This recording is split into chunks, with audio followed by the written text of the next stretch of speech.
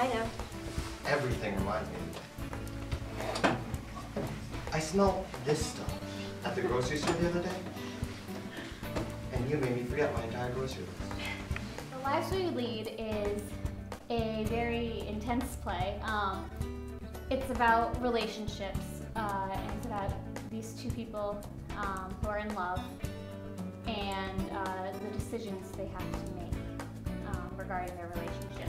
The Lives We Lead, which is the play that I'm directing, is about a love story in a sort of a way. It's kind of the limitations that a couple's relationship has on itself, and we kind of get to watch them explore those limitations and kind of find their limits in themselves and the limits of their relationship, and it's really deep and moving and it's beautiful. One of the plays I'm in, The Lives We Lead, I work at a diner.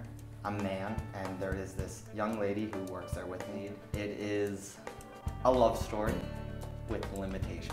When true love is on the line, anything's possible. Seriously, want a new nose? Get a new nose. Live your life. No, I want a new nose if people are taking pictures of me that often. And that's such unfortunate angles. Poor Katy Perry last week with that pit stain incident everyone was freaking out about. Hell, I could fill an entire scrapbook with pictures of my pit stains.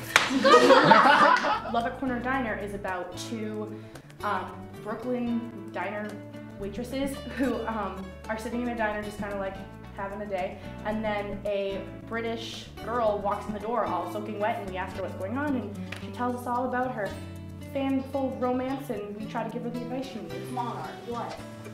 Usually just truckers come in at this hour. Are you saying I can't be a trucker? Oh, no, I just meant that usually no one pretty walks in here now. Pretty. Sorry, I wasn't supposed to say that. No, it's okay, Art. Thank you. It's about a man named Art, and he is visiting his favorite diner, which is a regular occurrence for him. And he's kind of retelling the story of his love for his wife, Joyce, and he kind of relives their past together, and it's kind of like a touching romantic story. Where's our waitress? I need some water. I'm practically parched. Dude, she's not coming around because you were being an asshole to her. What did I do? I don't know this for sure, but I'm guessing that most waitresses don't like it when teenage boys smack their asses. It was a compliment. If she can't take a compliment, then I don't think she can take a tip. It is the story of three high school seniors trying to figure out their next move, going to the big city for college, and kind of how their relationships get to be at a real crossroads in this time. I mean, oh no, I need to count. Count? Yes. 1, 2, 3. What's all this? 5. And Count is a comedy, and it's this very fun play about these two people who meet at this diner table, and they both have reasons why they need to be at this table, and they kind of collide and crazy chaos ensues.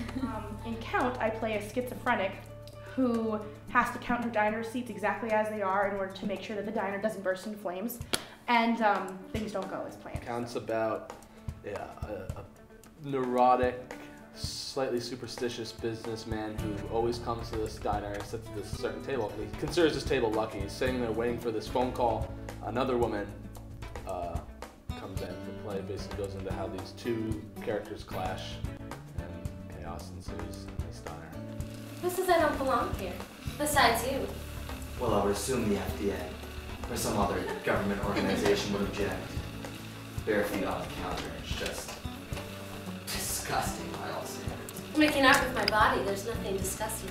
Emma is kind of this whirlwind journey with this man named Morpheus, who comes into this diner and is face to face with this woman named Marilyn, who is kind of just in her own little world, doesn't really care about him, and they kind of work together as he tries to figure out what is going on in this diner because it's very unclear, and his girlfriend Darcy is also in on the action, and they kind of just have this ongoing dilemma, very surreal and mystical.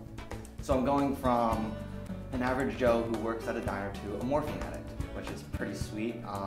That is Emma, and it's a very, it's a play that's hard to explain because there's just so many kind of twists and turns that you go in there expecting one thing going on and it ends with something completely different. I said, just going a little nutty.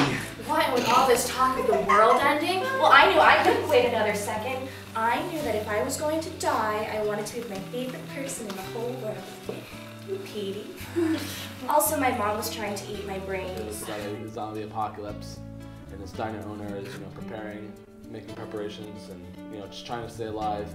And a woman breaks into his diner, and it turns out she's a stalker from his past. And her mission and what she's trying to achieve is to sleep with them in order to repopulate the world that has been decimated by this new zombie apocalypse.